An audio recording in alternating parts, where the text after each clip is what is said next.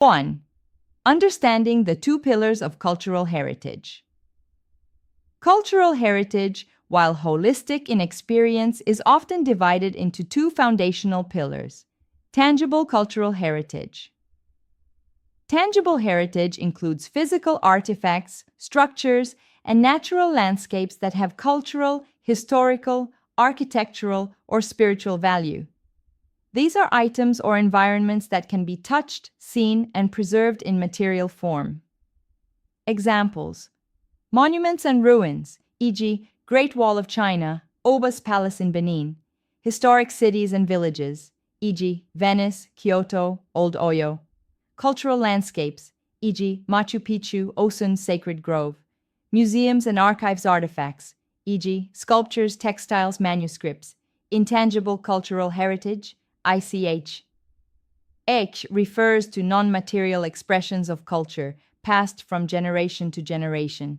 These traditions are living practices, often orally transmitted or through demonstration. Examples: oral traditions and folklore rituals and ceremonies. Performing arts, e.g., dance, music, theater.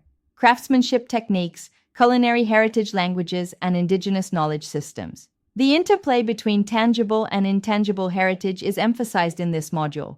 For example, a temple, tangible, gains cultural depth through the rituals practiced within it, intangible.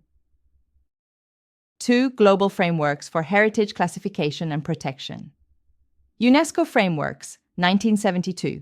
Convention, Protection of World Cultural and Natural Heritage. 2003. Convention, Safeguarding of Intangible Cultural Heritage. Operational Guidelines, Detailed criteria for nomination, evaluation, monitoring, and removal of sites. Classification systems, cultural sites, natural sites, mixed sites, intangible. Cultural elements, UNESCO uses criteria such as Outstanding Universal Value, OUV, to evaluate heritage nominations. This module covers how OUV is assessed across cultural significance, historical continuity, symbolic meaning, scientific value. 3. Tangible heritage, conservation, challenges, and management strategies.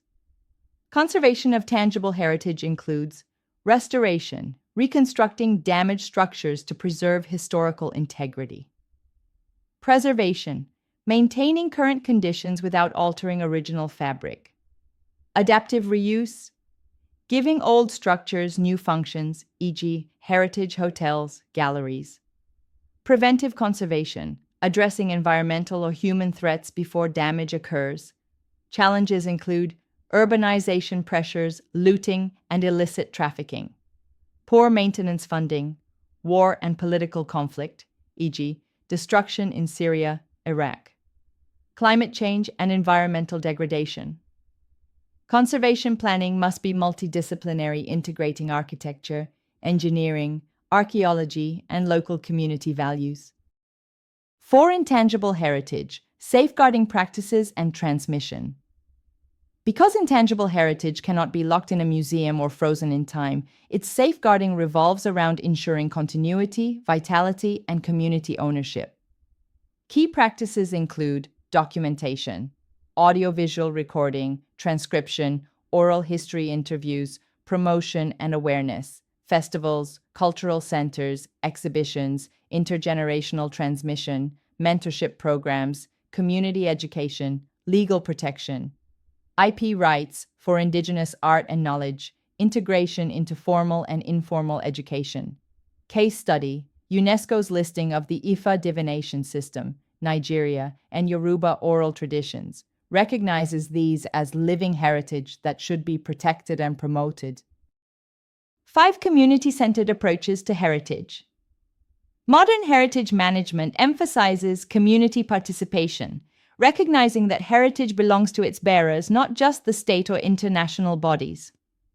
Strategies include involving elders and traditional leaders in decision-making, promoting women and youth in cultural leadership, respecting indigenous systems of knowledge and preservation, avoiding top-down interventions that alienate local stakeholders.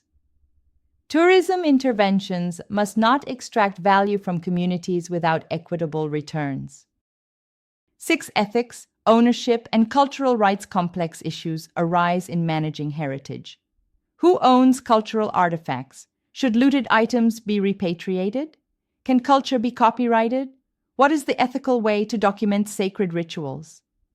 This section analyzes cases such as Benin bronze's repatriation from the British Museum Maori Haka, performances used commercially without consent, biopiracy of medicinal plants and indigenous knowledge.